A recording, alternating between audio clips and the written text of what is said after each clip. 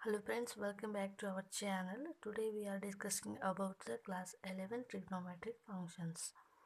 Previous class we are already studied about radian measurement, degree measurement, how to find.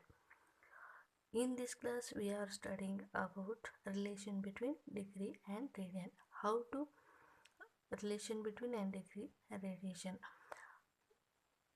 ಹಿಂದಿನ ಒಂದು ಕ್ಲಾಸ್ನಲ್ಲಿ ನೀವು radian measurement ಆಮೇಲೆ degree measurement ಬಗ್ಗೆ ಸ್ಟಡಿ ಮಾಡಿದ್ರಿ. ಈ ರೇಡಿಯನ್ ಮೆಜರ್ಮೆಂಟು ಮತ್ತು ಅದರ ಡೆಫಿನೇಷನ್ನು, ಅದನ್ನು ಯಾವ ರೀತಿಯಾಗಿ ನಾವು ಮೆಜರ್ಮೆಂಟ್ ಮಾಡ್ತೀವಿ ಅನ್ನೋದ್ರ ಬಗ್ಗೆ ತಿಳ್ಕೊಂಡಿದ್ವಿ. ಇವತ್ತಿನ ಒಂದು ಕ್ಲಾಸ್ನಲ್ಲಿ relation between degree and radian ಇದ್ರ ಬಗ್ಗೆ ತಿಳ್ಕೊಳ್ಳೋಣ. ಅದಕ್ಕೂ ಮುಂಚೆ ಈ ಚಾನಲ್ಗೆ ನೀವೇನಾದರೂ ಹೊಸಬರಾಗಿದ್ದರೆ ದಯವಿಟ್ಟು ನಮ್ಮ ಚಾನಲ್ಗೆ ಸಬ್ಸ್ಕ್ರೈಬ್ ಮಾಡ್ಕೊಳ್ಳಿ. In this relation, degree and radiation, hence the circle. We consider the one circle. Circle is subtended at an angle whose radiation measurement ಡಿಗ್ರಿನಲ್ಲಿ ನಾವು 360 ಡಿಗ್ರಿ ಈ ಒಂದು ಸರ್ಕಲ್ ಇದೆ ಅಂದರೆ ಅದರ ಸರ್ಕಲ್ನ ಸೆಂಟ್ರಲ್ಲಿ ಕೇಂದ್ರದಲ್ಲಿ 360 ಡಿಗ್ರಿ ಏನಾಗಿರುತ್ತೆ ಆ್ಯಂಗಲ್ ಫಾರ್ಮೇಷನ್ ಆಗಿರುತ್ತೆ. ಸೊ ರೇಡಿಯನಲ್ಲಿ ನಾವು ಇದನ್ನು ಯಾವ ರೀತಿ ಕರಿತೀವಪ್ಪ ಅಂದರೆ 2π ಅಂಥೇಳಿ ಕರಿತೀವಿ. 2π ಈ ಒಂದು ಆ್ಯಂಗಲ್ ಏನು ಫಾರ್ಮೇಷನ್ ಆಗಿರುತ್ತೆ ಅದನ್ನು ಡಿಗ್ರಿಯಲ್ಲಿ 360 ಅಂತಂದರೆ ರೇಡಿಯನಲ್ಲಿ 2π ಅಂತ ಹೇಳಿ ಕರಿತೀವಿ. ಹಾಗಾದರೆ ಈ angle subtended at a centre of a radian 2π. 2π is equal to ಎಷ್ಟಾಗುತ್ತೆ 360 ಡಿಗ್ರಿ. ಹಾಗಾದರೆ π ಈಸ್ ಈಕ್ವಲ್ ಟು ಎಷ್ಟಾಗುತ್ತೆ 180 ಡಿಗ್ರಿ. ನೆಕ್ಸ್ಟ್ 90 ಡಿಗ್ರಿಯನ್ನು ಯಾವ ರೀತಿಯಾಗಿ ಬರಿತೀವಿ, π/2 ಅಂದರೆ ಇದು 90 ಡಿಗ್ರಿ. π/4 ಅಂತಂದರೆ 45 ಡಿಗ್ರಿ. π/3 ಅಂದರೆ 60 ಡಿಗ್ರಿ. ಈ ರೀತಿಯಾಗಿ ಡಿಗ್ರಿ ಮತ್ತು ಮೆಜರ್ಮೆಂಟ್ಗಳ ರಿಲೇಷನ್ ಇರುತ್ತೆ. ಈ ಹಿಂದಿನ ಒಂದು ಕ್ಲಾಸ್ನಲ್ಲಿ 10th ಕ್ಲಾಸ್ನಲ್ಲಿ ಟ್ರಿಗ್ನೋಮೆಟ್ರಿಕ್ ರೇಷಿಯೋಸ್ ಈ ಒಂದು ಚಾಪ್ಟ್ರಲ್ಲಿ ಡಿಗ್ರಿಗಳ ಬಗ್ಗೆ ನೀವು ಆಲ್ರೆಡಿ ತಿಳ್ಕೊಂಡಿದ್ದೀರಿ. ಆದರೆ ಈಗ ಮುಂದುವರೆದು ಏನು ಮಾಡಬೇಕಪ್ಪ ಅಂದರೆ ಈ ಡಿಗ್ರಿನಲ್ಲಿ ಇರುವಂಥ ಆ್ಯಂಗಲನ್ನು ರೇಡಿಯನಲ್ಲಿ ನಾವು ಕಲಿತಾ ಹೋಗ್ತೀವಿ. ಓಕೆ, ಈಗ relation between degree and radian ಅಂತಂದಾಗ ನಮಗೆ 2π ಈಸ್ ಈಕ್ವಲ್ ಟು 360 ಅಂತ ಹೇಳಿ ಗೊತ್ತಾಯಿತು. ಈಗ the relation enhance about express in radian of the measurement in terms of measure degree measures in terms of radian. ರೇಡಿಯನಲ್ಲಿ ಇರುವಂಥದ್ದನ್ನು ಡಿಗ್ರಿನಲ್ಲಿ ಮೆಜರ್ಮೆಂಟ್ ಮಾಡಬೇಕಾದ್ರೆ, ಡಿಗ್ರಿನಲ್ಲಿ ಇರುವಂಥದ್ದನ್ನು ರೇಡಿಯನಲ್ಲಿ ಮೆಜರ್ ಮಾಡಬೇಕಾದ್ರೆ ನಾವು ಯಾವಾಗಲೂ π ವ್ಯಾಲ್ಯೂವನ್ನು 22/7 ಅಂತ ತಗೋಬೇಕು, ಅಥವಾ 3.142 ಅಂತ ಹೇಳಿ ತಗೋಬೇಕು. ಸೊ ಯಾಕೆ ಈ π ವ್ಯಾಲ್ಯೂ ಫಿಕ್ಸ್ ಆಗಿ ಈ ಸರ್ಕಲ್ಗೆ ಸಂಬಂಧಿಸಿದಾಗಿ π ವ್ಯಾಲ್ಯೂ ಏನಾಗಿರುತ್ತೆ 22/7 ಆಗಿರುತ್ತೆ. ಯಾಕಪ್ಪ ಅಂದರೆ ಈಗ ಒಂದು ಸರ್ಕಲನ್ನು ನಾವು ಕನ್ಸಿಡರ್ ಮಾಡಿದಾಗ ಸರ್ಕಲಲ್ಲಿ ಒಂದು π ಈಸ್ ಈಕ್ವಲ್ ಟು ಈ ಒಂದು ವೃತ್ತದ circumference and divides with diameter. For example 100 centimetre circumference ಇದೆ ಅಂತ ಅಂದ್ಕೊಳ್ಳೋಣ. ಡಯಾಮೀಟರ್ ಎಷ್ಟಾದರೂ ಇರುತ್ತೆ, ಆ ಒಂದು ಎಕ್ಸಾಕ್ಟ್ ಡಯಾಮೀಟ್ರು ಮತ್ತು ಸರ್ಕಂಫರೆನ್ಸ್ಗೆ ಡಿವೈಡ್ ಮಾಡಿದಾಗ ನಮಗೆ ಯಾವಾಗಲೂ ಕಾನ್ಸ್ಟೆಂಟ್ ವ್ಯಾಲ್ಯೂ ಬರುತ್ತೆ 22/7 ಅನ್ನುವಂಥದ್ದು. ಹಾಗಾಗಿ ಯಾವಾಗಲೂ ನಾವು π ವ್ಯಾಲ್ಯೂವನ್ನು 22/7 ಅಂತ ಹೇಳಿ ತಗೋಬೇಕು. ಹಾಗಾದರೆ ಒಂದು ರೇಡಿಯನ್ ಅಂತಂದರೆ, ಈಗ ಒಂದು ಸರ್ಕಲನ್ನು ಕನ್ಸಿಡರ್ ಮಾಡೋಣ. ಒಂದು ರೇಡಿಯನ್ ಅಂತಂದರೆ ಏನು, angle subtended at a centre of a circle by using an unit arc and unit radius is called as a 1 radian. Previous ಕ್ಲಾಸಲ್ಲಿ ಡೆಫಿನೇಷನನ್ನು ನೋಡಿದ್ರಿ.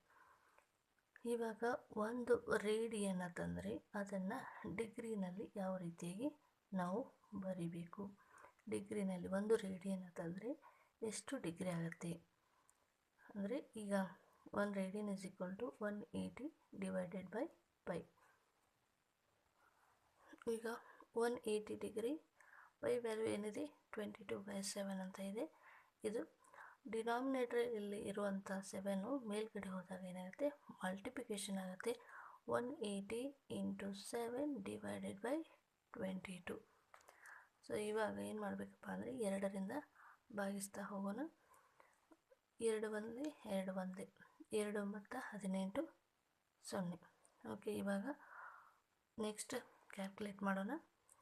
7 ಮತ್ತು 63 ಅಂದರೆ ಇವಾಗ 630. ಇದನ್ನು 11ರಿಂದ ಭಾಗಿಸ್ತಾ ಹೋಗಬೇಕು. 11 5 55. 55 ನೆಕ್ಸ್ಟ್ ಉಳಿಯುತ್ತೆ ಎಷ್ಟು? 63ರಲ್ಲಿ 55 ಮೈನಸ್ ಮಾಡಿದಾಗ 5 ಪ್ಲಸ್ ಈ ಕಡೆ 3 ತಂದಾಗ 8 ಬರುತ್ತೆ. ಈ ಒಂದು ಜೀರೋನ ಕೆಳಗಡೆ ತೆಗೆದುಕೊಳ್ಳೋಣ. ಇವಾಗ 11ರಿಂದ ಅಗೇನ್ ಇದನ್ನು ಭಾಗಿಸಿದಾಗ 11 7 77. ಉಳಿಯುತ್ತೆ ಎಷ್ಟು? 3 ಉಳಿಯುತ್ತೆ. ಓಕೆ, ಈಗ ಈ ಒಂದು ವ್ಯಾಲ್ಯೂವನ್ನು ನಾವು ಏನಂತ ತಗೋಬೇಕು? 57 ಡಿಗ್ರಿ. ನೆಕ್ಸ್ಟು ಇದು 30 ಇದೆ. ಈ 30ನ್ನು ನಾವು ಈ ಒಂದು ಡಿಗ್ರಿನಲ್ಲಿ ಮೆಜರ್ಮೆಂಟ್ ಮಾಡಬೇಕಾದ್ರೆ 1 ಡಿಗ್ರಿ ಈಸ್ ಈಕ್ವಲ್ಸ್ ಟು 16 ಮಿನಿಟ್ಗೆ ಮಲ್ಟಿಪ್ಲಿಕೇಶನ್ ಮಾಡಬೇಕು. 16 ಮಿನಿಟಲ್ಲಿ ಇರುವಂಥದ್ದನ್ನು 16 ಸೆಕೆಂಡ್ಗೆ ಮಲ್ಟಿಪ್ಲಿಕೇಶನ್ ಮಾಡಬೇಕು. ಈಗ ಇದು ರಿಮೈಂಡರ್ ಏನು ಬರ್ತಾಯಿದೆ? 3 ಬರ್ತಾಯಿದೆ. ಇದಕ್ಕೆ ನಾವು ನೆಕ್ಸ್ಟ್ ಉಳಿದಿರುವಂಥದ್ದನ್ನು ಮಿನಿಟ್ಗೆ ಕನ್ವರ್ಟ್ ಮಾಡ್ಕೋಬೇಕು. ಹಾಗಾಗಿ 16 ಇಂಟು ಮಾಡ್ತೀನಿ. 16 ಇಂಟು ಮಾಡಿದಾಗ 180 ಡಿಗ್ರಿ ಆಗುತ್ತೆ. ಈ 180 ಡಿಗ್ರಿಯನ್ನು ಅಗೇನ್ ಏನು ಮಾಡಬೇಕಪ್ಪ ಅಂದರೆ 11ರಿಂದ ಭಾಗಿಸ್ತಾ ಹೋಗಬೇಕು. ಇದೇ 11ರಿಂದ ಭಾಗಿಸ್ತಾ ಹೋಗಬೇಕು. 11 1 11 ಬರುತ್ತೆ. ಎಷ್ಟು ರಿಮೈಂಡರ್ ಬರುತ್ತೆ? 7 ಬರುತ್ತೆ. 0. ನೆಕ್ಸ್ಟ್ 11 6 66. ನೆಕ್ಸ್ಟ್ ಎಷ್ಟು ಉಳಿಯುತ್ತೆ? 4 ಉಳಿಯುತ್ತೆ. ಸೊ ಇವಾಗ ಇದು 16 ಮಿನಿಟ್ ಆಯಿತು. ಇವಾಗ 57 ಡಿಗ್ರಿ 16 ಮಿನಿಟ್ ಇನ್ನು ಸೆಕೆಂಡಲ್ಲಿ ಅಪ್ರಾಕ್ಸಿಮೇಟಾಗಿ ಇಷ್ಟೇ ವ್ಯಾಲ್ಯೂವನ್ನು ಕೂಡ ನಾವು ಆನ್ಸರಾಗಿ ತೊಗೋಬೋದು.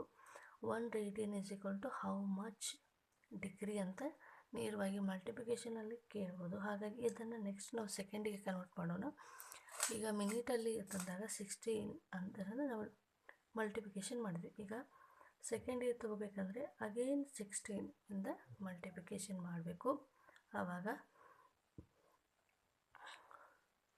240 ಬರುತ್ತೆ. ಅಗೇನ್ 11ರಿಂದ ಭಾಗಿಸ್ತಾ ಹೋಗಬೇಕು. 11 2 22 2 ಬರುತ್ತೆ.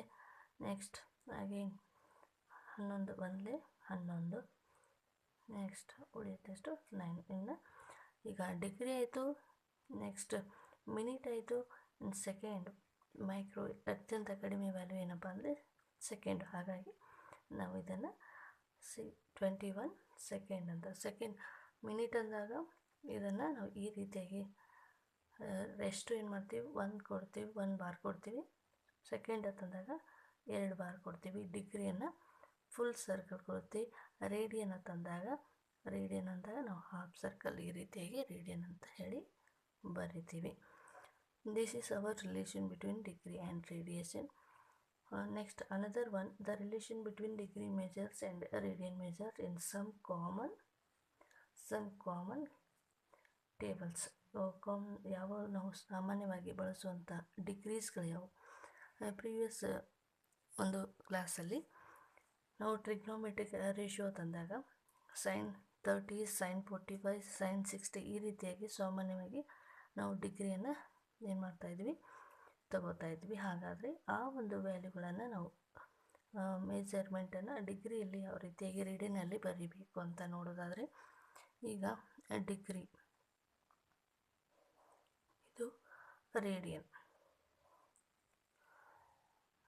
30 ಡಿಗ್ರಿ, ಇದನ್ನು ನಾವು ರೇಡಿಯನಲ್ಲಿ π/6 ಅಂತ ಬರಿತೀವಿ. ಪೈ ವ್ಯಾಲ್ಯೂ ಎಷ್ಟಪ್ಪ ಅಂದರೆ 180 ಡಿವೈಡೆಡ್ ಬೈ 6ರಿಂದ ಭಾಗಿಸಿದಾಗ ಅಗೇನ್ 30 ಬರುತ್ತೆ. ಈ ರೀತಿಯಾಗಿ ರೇಡಿಯನಲ್ಲಿ ಬರಿತೀವಿ. ಡಿಗ್ರಿ 45 ಡಿಗ್ರಿ π/4 ಅಂದರೆ 180 ಡಿವೈಡೆಡ್ ಬೈ 4 ಮಾಡಿದಾಗ 45 ಡಿಗ್ರಿ ಬರುತ್ತೆ.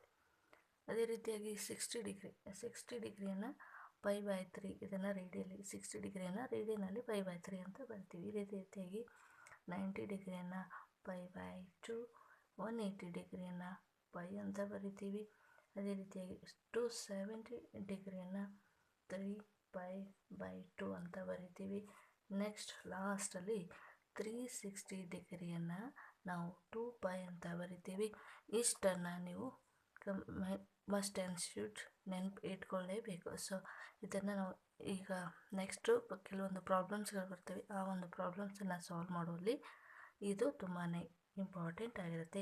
ರೇಡಿಯನ್ನಲ್ಲಿರುವಂಥದ್ದನ್ನು ಡಿಗ್ರಿನಲ್ಲಿ ನಾವು ಮೆಜರ್ಮೆಂಟ್ ಮಾಡಬೇಕು. ರೇಡಿಯನ್ನಲ್ಲಿರುವಂಥದ್ದನ್ನು ಡಿಗ್ರಿನಲ್ಲಿ ಕನ್ವರ್ಟ್ ಮಾಡಬೇಕಾದ್ರೆ ಈ ಒಂದು ಚಾರ್ಟ್ ತುಂಬಾ ಇಂಪಾರ್ಟೆಂಟು. ಸೊ ನೆಕ್ಸ್ಟ್ ಕ್ಲಾಸಲ್ಲಿ ನಾವು ಅನ್ನೋಕ್ಕಿಂತ ತುಂಬಾ ಇಂಪಾರ್ಟೆಂಟ್ ಆಗಿರುವಂಥ ಇನ್ನೊಂದು ಫಾರ್ಮುಲಾ ಇದೆ. ಏನಪ್ಪ ಅಂದರೆ ಸೊ ಎರಡು ಇಂಪಾರ್ಟೆಂಟ್ ಆಗಿರುವಂಥ ಎರಡು ಫಾರ್ಮುಲಾಗಳು ಏನಪ್ಪ ಅಂದರೆ ರೇಡಿಯನ್ನಲ್ಲಿ ಡಿಗ್ರಿನಲ್ಲಿ ವ್ಯಾಲ್ಯೂವನ್ನು ಕೊಟ್ಟಾಗ ರೇಡಿಯನ್ನಲ್ಲಿ ನಾವು ಕನ್ವರ್ಟ್ ಮಾಡ್ಕೋಬೇಕಾದ್ರೆ π/180 ಡಿಗ್ರಿ ಇಂಟು ಡಿಗ್ರಿ ಮೇಜರ್. ಅದೇ ರೀತಿಯಾಗಿ ರೇಡಿಯನ್ ವ್ಯಾಲ್ಯೂವನ್ನು ಕೊಟ್ಟಾಗ ಡಿಗ್ರಿನಲ್ಲಿ ಕನ್ವರ್ಟ್ ಮಾಡ್ಕೋಬೇಕಾದ್ರೆ 180 ಡಿವೈಡೆಡ್ ಬೈ π ಅಂತ ಇದೆ. ಇದು ತುಂಬಾ ಇಂಪಾರ್ಟೆಂಟ್ ಆಗಿರುವಂಥ ಎರಡು ಫಾರ್ಮುಲಾಗಳು, ಬೇಸಿಕ್ ಫಾರ್ಮುಲಾಗಳು. ಸೊ ನೋಡಿ, ರೇಡಿಯನ್ ತಂದಾಗ ಪೈ ಮೇಲ್ಗಡೆ ಬರುತ್ತೆ, ಡಿಗ್ರಿ ಅಂದಾಗ ಪೈ ಕೆಳಗಡೆ ಬರುತ್ತೆ. ಇಷ್ಟನ್ನು ನೆನ್ಪಿಟ್ಕೊಳ್ಳಿ. ನೋಡಿ, ಇಲ್ಲಿ ಡಿಗ್ರಿ ಕೇಳಿದಾಗ ಇಲ್ಲಿ ರೇಡಿಯನ್ ಇರುತ್ತೆ, ಇಲ್ಲಿ ರೇಡಿಯನ್ ಕೇಳಿದಾಗ ಇಲ್ಲಿ ಡಿಗ್ರಿ ಇರುತ್ತೆ. ರೇಡಿಯನ್ನಲ್ಲಿ ಕನ್ವರ್ಟ್ ಮಾಡ್ಕೋಬೇಕಾದ್ರೆ ಪೈ ಯಾವಾಗಲೂ ಮೇಲ್ಗಡೆ ಇರುತ್ತೆ. ರೇಡಿಯನ್ನಲ್ಲಿ ನಾವು ಏನಂತ ಪೈ ಈ ರೀತಿಯಾಗಿ ರೇಡಿಯನ್ ಅಂತ ಬರಿತೀವಿ. ಸೊ ಆದ್ದರಿಂದ ರೇಡಿಯನ್ ಮೇಲ್ಗಡೆ ಪೈ ಇರುತ್ತೆ. ಇದು ಇಂಪಾರ್ಟೆಂಟ್ ಆಗಿರುವಂಥ ಎರಡು ಫಾರ್ಮುಲಾಗಳು. ಸೊ ಈ ಒಂದು ಫಾರ್ಮುಲಾಗೆ ಸಂಬಂಧಿಸಿದಾಗೆ ಒಂದು ಇಂಪಾರ್ಟೆಂಟ್ ಆಗಿರುವಂಥ ಎಕ್ಸಾಂಪಲ್ಸ್ಗಳನ್ನು ನಾವು ಡಿಸ್ಕಸ್ ಮಾಡೋಣ. ಕನ್ವರ್ಟ್ 40 ಡಿಗ್ರಿ 20 ಮಿನಿಟ್ ಅಂತ ಇದೆ. ಇದು ಡಿಗ್ರಿನಲ್ಲಿದೆ. ಇದನ್ನು ನಾವು ರೇಡಿಯನ್ಗೆ ಕನ್ವರ್ಟ್ ಮಾಡ್ಕೋಬೇಕು. ಸೊ ಫಾರ್ಮುಲಾವನ್ನು ಯೂಸ್ ಮಾಡೋಣ. ಸೊ ಯಾವಾಗಲೂ ನಮಗೆ ಗೊತ್ತಿರಬೇಕು 180 ಡಿಗ್ರಿ ಅಂದರೆ ಪೈ ರೇಡಿಯನ್. ಓಕೆ, ಈಗ ನಮಗೆ ಕೊಟ್ಟಿರುವಂಥದ್ದೇನು 40 ಡಿಗ್ರಿ 20 ಮಿನಿಟ್ ಅಂತ ಇದೆ. ಓಕೆ, ಈಗ 40 ಡಿಗ್ರಿ ಇದು ಮಿನಿಟಲ್ಲಿದೆ ಅಂದಾಗ ಈಗ ಏನು ಮಾಡಬೇಕಪ್ಪ ಅಂದರೆ ಈ ಒಂದು 20ಗೆ ನಾವು 60ರಿಂದ ಭಾಗಿಸಬೇಕು. 60ರಿಂದ ಭಾಗಿಸಿದಾಗ ಏನು ಬರುತ್ತೆ, 0 0 ಕ್ಯಾನ್ಸಲ್, 2 1 2 3 ಅಂದಾಗ 41/3 ಡಿಗ್ರಿನಲ್ಲಿ ಬರುತ್ತೆ. ಇದು ಎಕ್ಸಾಕ್ಟಾಗಿ ಇದು ಮಿನಿಟಲ್ಲಿ ಇರೋದನ್ನು ನಾವು ಇದನ್ನು ಕೂಡ ಏನು ಮಾಡಬೇಕು, ಡಿಗ್ರಿಗೆ ಕನ್ವರ್ಟ್ ಮಾಡ್ಕೋಬೇಕು.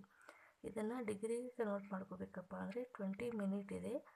ಮಿನಿಟ್ ಅಂದಾಗ ಡಿವೈಡ್ 60 ಮಾಡಬೇಕು. ನೋಡಿ, 40 ಡಿಗ್ರಿ ಇದೆ, 20 ಮಿನಿಟಲ್ಲಿದೆ. ಮಿನಿಟಲ್ಲಿರುವುದನ್ನು ಡಿಗ್ರಿಗೆ ಕನ್ವರ್ಟ್ ಮಾಡ್ಕೋಬೇಕಂದ್ರೆ 60ರಿಂದ ಡಿವೈಡ್ ಮಾಡಬೇಕು.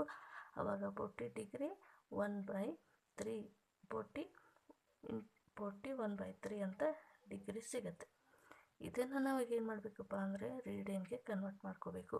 ಈಗ ಕೊಟ್ಟಿರುವಂಥ ವ್ಯಾಲ್ಯೂವನ್ನು ಕಂಪ್ಲೀಟಾಗಿ ನಾವು ಏನು ಮಾಡಿದ್ವಿ, ಡಿಗ್ರಿಯಲ್ಲಿ ಕನ್ವರ್ಟ್ ಮಾಡ್ಕೊಂಡ್ವಿ. ಈ ಡಿಗ್ರಿಗೆ ಕನ್ವರ್ಟ್ ಮಾಡಿರೋದನ್ನು ನಾವು ಏನು ಮಾಡಬೇಕು, ರೇಡಿಯನ್ಗೆ ಕನ್ವರ್ಟ್ ಮಾಡಬೇಕು. ಸೊ ನೆಕ್ಸ್ಟ್ ಇವಾಗ ಏನಿದೆ 40 ಇಷ್ಟಿದೆ. ಈಗ ನಾವು ರೇಡಿಯನ್ಗೆ ಕನ್ವರ್ಟ್ ಮಾಡ್ಕೋಬೇಕಂದ್ರೆ ಸೂತ್ರ ಏನಿದೆ, π/180 ಡಿಗ್ರಿ. ನಾವು ಸೂತ್ರವನ್ನು ಇಲ್ಲಿ ಬರೀಬೇಕು.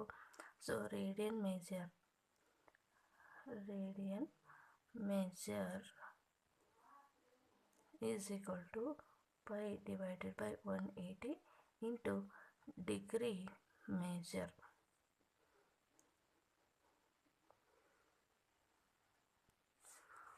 ಓಕೆ, ಇವಾಗ π/180 ಡಿಗ್ರಿನಲ್ಲಿ ಏನಿದೆ 40/3 ಅಂತ ಇದೆ. ಸೊ ಇದನ್ನು ನಾವು ಏನಂತ ಕನ್ವರ್ಟ್ ಮಾಡ್ಕೋಬೇಕಪ್ಪ, 4 3 12 4 3 12 ತಂದಾಗ 120 ಆಗುತ್ತೆ. 120 + 1 ಅಂದಾಗ 121 ಆಗುತ್ತೆ.